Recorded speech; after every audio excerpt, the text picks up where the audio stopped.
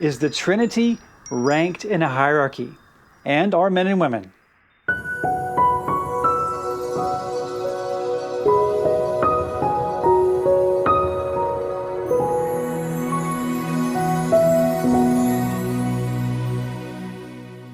The quick answer to the question, is the Trinity ranked in a hierarchy, are men and women, is no, absolutely not. You know, when it comes to men and women, some people try to mess with the Trinity. They say, yep, since men are the authority over women, the same holds true for the Trinity. They say the Trinity operates with a one-direction flow of authority, Father over Son over Spirit, for eternity. And so should men and women.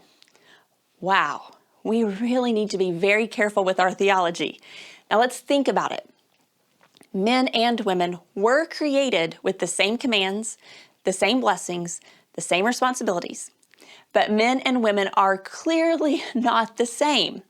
Some are taller, weaker, faster, smarter, more experienced. Some people are good with directions. Some people are better at math. Some people are amazing with music. We're not equal in every way, obviously. Because our bodies are differentiated by gender, women have certain physical abilities that men simply do not have. I cannot, as much as I might want to, feed another human being directly from my body. That's just an amazing thing I cannot do.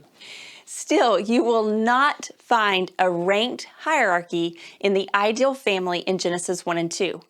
But you will find one in the fallen family starting in Genesis 3, with either men over women or at times women over men.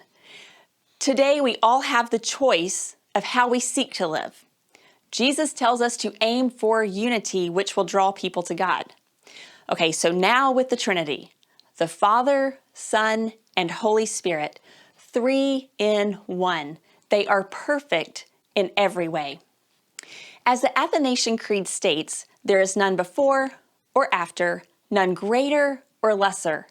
The whole 3 persons are co-eternal, co-equal. Importantly, the Trinity does not possess differing levels of authority, power, or will. The Trinity is not a ranked hierarchy.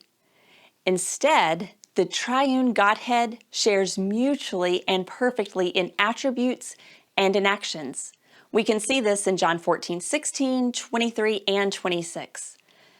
I will ask the Father, and he will give you another advocate to help you and to be with you forever, the Spirit of truth. Anyone who loves me will obey my teaching. My Father will love them, and we will come to them and make our home with them.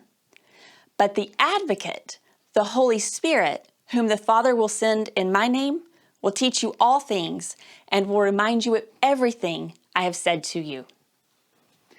Now, as hard as we may try, our small 3-pound brains cannot comprehend the full mystery of the Trinity. Are you surprised? Philippians 2 teaches that Jesus humbled himself and made himself a servant. John 3:16 says, the Father sent the Son. Well, is it both? Or is the Father in charge? Or did Jesus send himself? You know, when Jesus was incarnate, he limited his glory when he became a human. For a set amount of time, as a human, Jesus could truly say, the Father is greater than I. He could say, I don't know, but the Father knows, because Jesus showed us what it meant to be fully human. He was both fully divine and fully human. He could say the Father and I are one.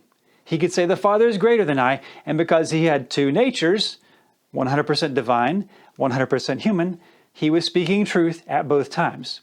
The confusion comes if people place what they see in limited incarnation back into the Trinity. When Jesus said, I don't know, but the Father knows, was he speaking as the Word, the eternal part of the triune God? Or was he speaking as a lower, limited servant of a human? Now, this has been going on for a long time. In fact, in the 4th century, there was a priest from Alexandria, Egypt. His name was Arius. He actually promoted the belief that God the Father created Jesus the Son. Arius stated, "There was a time when he was not." That is, there was a time when Jesus did not exist. To ensure this poor theology did not pollute the Christian faith, the whole church gathered for the Council of Nicaea in 325 and again in 381 in Constantinople. They were clarifying the Trinitarian doctrine. At these councils, they did not come up with an eternal hierarchy in the Trinity. But the church fathers from Cappadocia developed the word perichoresis to battle the Arian heresy and to clarify Trinitarian relationships. Okay, it's another big word. What does this word mean? Well, perichoresis literally means peri, which means around. Choresis means rotating. So perichoresis means rotating around. Another way to describe perichoresis is mutual indwelling. Perichoresis means no person of the Trinity operates independently from the other persons. When the Son acts, the Father and the Spirit act as well. When the Spirit acts, the Father and Jesus act. Jesus said, "If you have seen me, you have seen the Father." Jesus described Pentecost as when the Spirit came to indwell believers. At that same time, the Father and Son also come to make our home with them.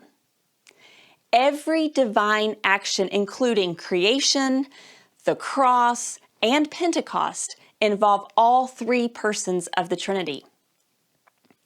Perichoresis also means that any character trait or attitude that we see in one person of the Trinity must be true for the other persons as well. So it's like if you see Jesus loving or healing or forgiving, we know the same is true of the Father and of the Spirit. Likewise, when Jesus humbly yields and submits, then we also know that the Father and Spirit also humbly submit and yield. So today, some evangelical theologians and leaders have partially slipped into Arius' belief system. While they correctly believe that Jesus is eternal, they promote the belief that the Father and the Son possess differing levels of authority. The Father always commands, the Son always obeys, some of them say. This view actually parallels Arius' focus on the supremacy of the Father. They mistakenly take the limitations of Jesus' incarnation and read them back into the eternal Trinity. Now, this poor theology of the Trinity leads many of them to justify a fixed hierarchy not only between Father, Son, and Spirit, but a fixed hierarchy between men and women. Their phrase is equal but different. The truth is, the Trinity is not equal in essence, different in function, and neither are people. Be very careful when you are reading your understanding of the male-female relationship back into the Trinity. Rather, we should allow the Trinity to inform our understanding of how men and women are to relate. The Trinity operates with perfect unity, perfect love, perfect holiness. This is an incredible goal for our human relationships. It's not possible to completely do it, but we aim for it. While the Trinity is differentiated as Father, Son, and Spirit, and while humans are differentiated as male and female, we can still seek to honor, yield, serve, promote, submit, and love one another. So with these thoughts, take a few moments and consider the following questions. What does this teach you about the character and nature of God? What does it say about the character and nature of people? What is something that you can obey today from this? And who can you share this with? Until all know, run with it.